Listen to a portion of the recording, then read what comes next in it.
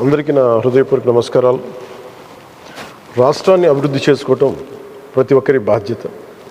విద్యావంతులు, విఘ్నులు, మేధావులు, పట్టభద్రులైన వారందరూ మన ఆంధ్రప్రదేశ్ రాష్ట్ర పునర్నిర్మాణ యజ్ఞంలో భాగస్వాములు కావాలి. మౌలిక వసతుల కల్పన, ఉపాధి అవకాశాల మెరుగుదల ద్వారా రాష్ట్ర ఆర్థిక పురోగతి సాధ్యమవుతుంది. సంక్షేమ కార్యక్రమాలను మరింత మెరుగైన రీతిలో ముందుకు తీసుకెళ్లగలం.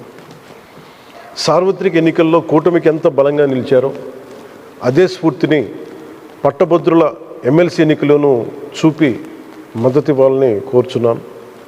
ఈ నెల 27వ తేదీన జరిగే ఎమ్మెల్సీ ఎన్నికల్లో ఉమ్మడి తూర్పుగోదావరి, ఉమ్మడి పశ్చిమ గోదావరి జిల్లాల నుంచి కూటమి అభ్యర్థిగా శ్రీ పేరాబత్తుల రాజశేఖరం గారు పోటీ చేస్తున్నారు.